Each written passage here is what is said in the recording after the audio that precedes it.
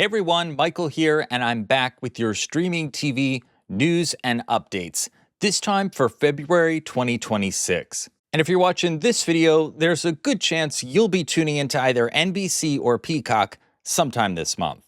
It is a huge month for live sports, and that is where you're going to be able to watch the Super Bowl, the Winter Olympics, and the NBA All-Star Game. NBC Universal out with this, announcing that Sunday, February 8th, will be 4K all day. So on that day, you're going to be able to watch the Super Bowl and the Winter Olympics in 4K. That's on Peacock and also on NBC if your plan and provider supports it. And just so there is no confusion, while NBC is going to have a lot of Winter Olympics coverage on TV, Peacock is the place where you can stream every event live and on demand, and it's going to have extra features like multi-view. So let's pick up there.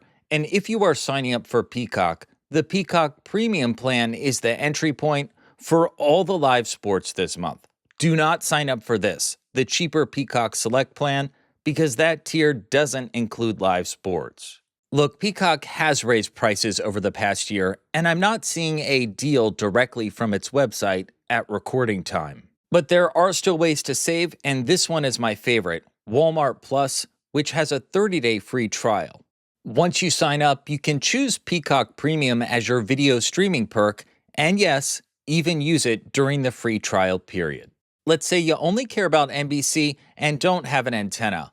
Well, live TV streaming services like YouTube TV, DirecTV, and Hulu Live, they've all got NBC. But at the time of this recording, Fubo remains in a carriage dispute with NBC, so double check that before you sign up.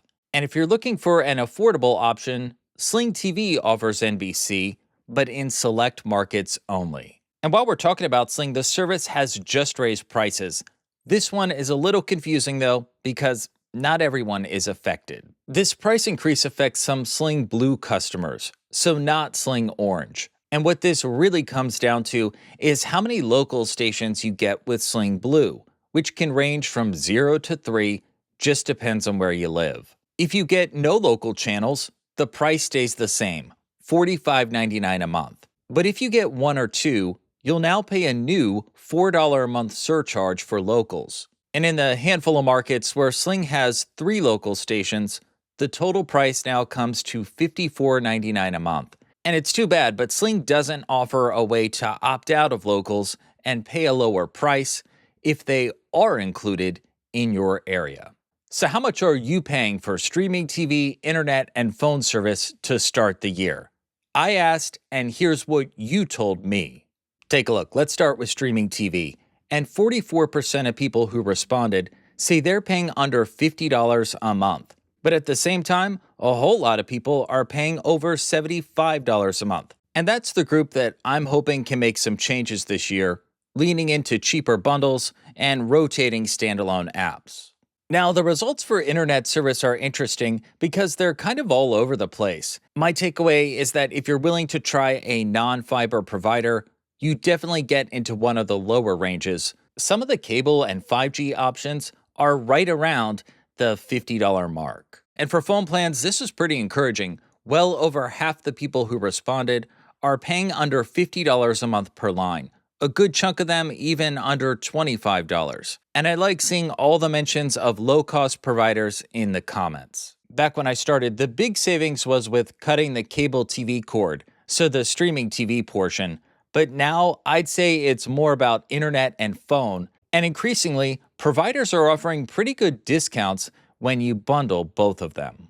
So I did it. I signed up for YouTube TV again. My first time back with the service since canceling in 2024. And it may actually be the last time I have YouTube TV on the main base plan. I resubscribed specifically because of the 10+ genre packs that YouTube TV is rolling out. And once those are live, I just want to be able to give you an informed recommendation on whether existing customers can downgrade, save money, and still get what they want. And also ahead, YouTube CEO Neil Mohan confirmed in his 2026 preview that fully customizable multi-view is coming to YouTube TV.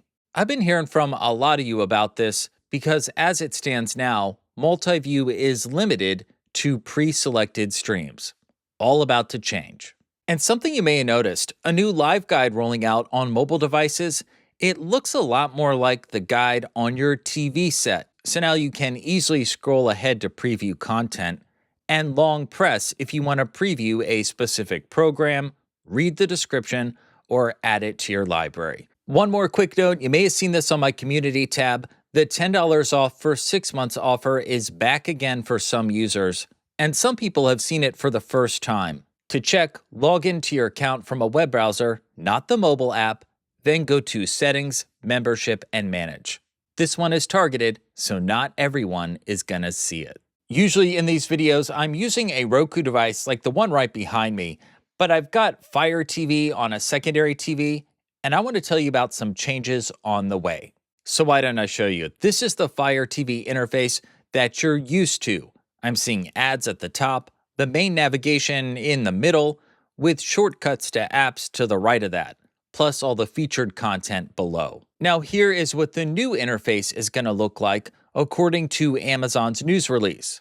And the first thing I noticed, more modern and more rounded corners. The navigation bar positioned where it belongs, right at the top, and Amazon says you're going to be able to pin more apps to the home screen. So not just 6, up to 20. Amazon says the redesign is meant to help you find content faster across all your apps, and the new interface is going to be 20 to 30% faster in some cases. And there are also updates coming to the Fire TV mobile app, turning your phone into more of a second screen for browsing and managing your watch list. The changes show up in February and continuing into the spring. If you made it this far into the video, thank you for watching, and one more thing I gotta share with you. I know I mentioned Sling Spin and Win contest before, and recently a friend of mine actually won a year of free service.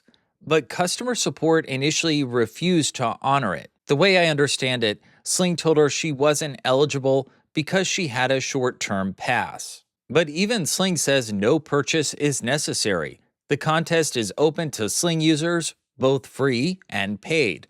You can understand why she was confused, and after getting nowhere with Sling, I recommended that she contact the FCC. She filed a complaint, and that escalated the issue to Sling's parent company, Dish Network, and they made it right. She was able to redeem her prize and get a year of free Sling. Bottom line, for a lot of the providers that I cover, filing a complaint with the FCC can be effective, but only after you reach out to customer service and try to resolve things on your own. Give this video a like if you found it helpful. I'll see you next time and on michaelsavesdeals.com. Thanks for watching.